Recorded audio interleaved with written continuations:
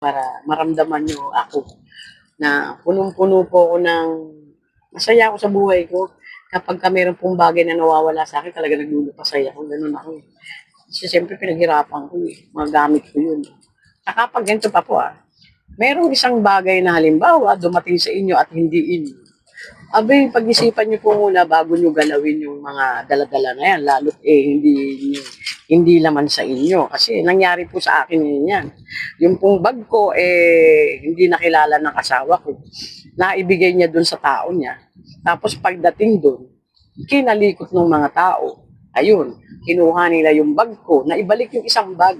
Kasi sabi nila tinapon daw, tinapon sa basura. Mga pabango ko, yung mga importanteng gamit ko, yung damit ko, pantalon ko, ayun, tapos yung sapatos ko. Wala na pong bumalik doon. Yun na lang isang bag, ang laman yung mga keypad ko, yan na lang, at saka yung charger ko, nakita ko na ginagamit na, ayun, naibalik sa akin. Sana, pagka ganun, huwag ninyong galawin. Hintayin nyo muna mag-isang araw. Pag sinabi ng taong nagdala na walang may-ari, at saka nyo galawin. Kagaya nga, no, wala pang 24 oras pagpunta namin doon para bawiin ko yung bag ko. Wala na po yung iba kong gamit. Ayun, kaya naglupasay ako talaga, umiyak ako. Kasi siyempre mga gamit ko yung bag, isang bag na lang ang bumalik. Ayun, kaya guys, kasi siyempre pagkakatiwalaan ka ng tao pag gano'n ka. Pero ngayon sa tingin mo, sa ginawa ninyo, hindi na kayo pagkakatiwalaan. Paano kung sa inyo nangyari yun, di ba? Sasama din yung loob ninyo. Kaya mga guys, ayan, kasama po yan, nangyari yan sa akin kagabi. Ayan, yung bag ko na dala ng asawa ko doon kasi hindi niya nakilala. Tapos yung pinagdalahan, ayun, pinakilaman nila. Ayun lang, hindi na nabalik yung iba. Ayun, naglupas ay, namamaga pa nga po yung mata ko kakaiyak. Ayan. Kaya mga guys, mga nanay, mga kasenyora, mga kasenyor, ayan.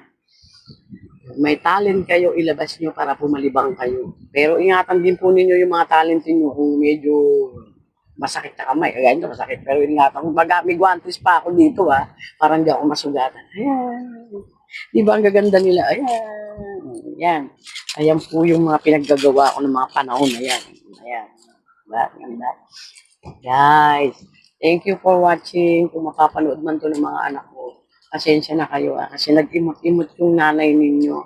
Kasi may mga bagay ako nakita sa inyo na hindi nyo pinahalagaan yung mahalaga sa akin. Ayan, kahit isang ganito lang, pahalagahan mo anak, itabi mo, itago mo. Hanggat buhay ako, wag mo siyang itapon. Pag namatay ako, tsaka mo siya itapon. Ganon. Tsaka mo siya itapon. Sabi mo sa sarili mo, ang pangit-pangit naman yan. At least wala na ako. Ganon sana. Di po ba? Thank you for watching. Bye-bye.